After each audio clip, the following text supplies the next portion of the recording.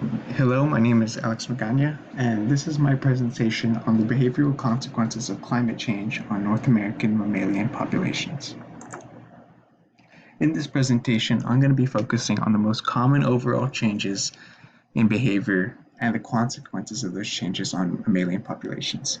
I'm going to provide a few examples that help give you insight into the various ways that these can affect mammalian populations.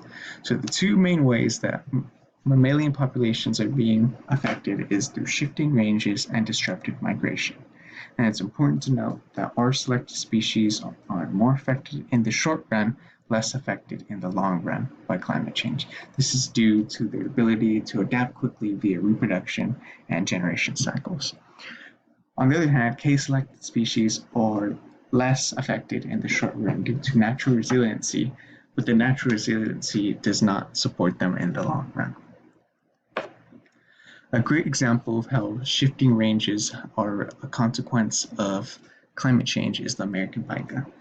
Southern Rocky Mountain regions are known for the pika habitat, and unfortunately rising temperatures via climate change are forcing pikas to lower elevations in an attempt to find cooler temperatures and greater moisture.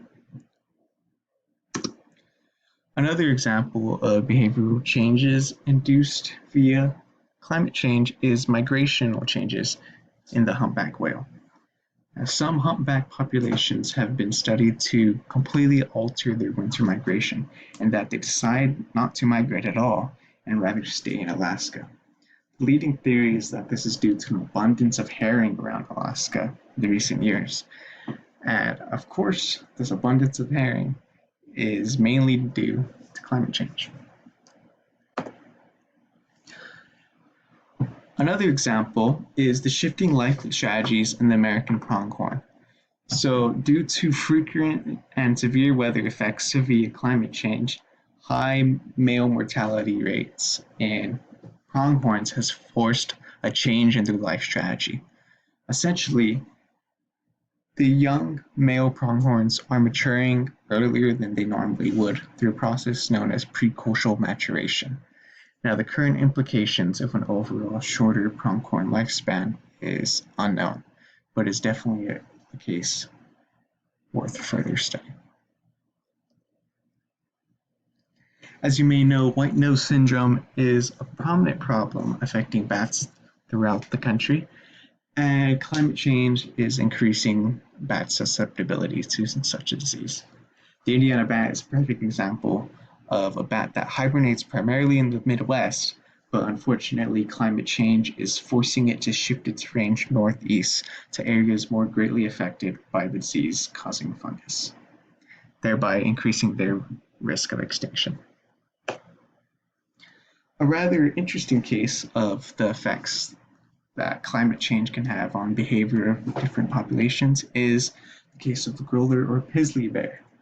Now, melting ice caps has unfortunately forced polar bears more southward, but has allowed them to overlap their ranges with grizzly bears, resulting in the famous polar bear or grizzly bears. Unfortunately, these hybrids are likely to outcompete polar bears as the ice caps further diminish, and since the hybrids are usually less likely to reproduce, their existence kind of reduces the overall fitness of both grizzlies and polar bear populations since they're producing less viable offspring when they hybridize with each other. Now, how should we utilize this information? The most important thing to do is to implement gap analysis and find out where our conservation is missing essential and keystone species. By expanding national parks and marine protected areas, we can ensure that all essential mammals and all mammalian populations that need protecting are under protection. Thank you all, and these are my sources.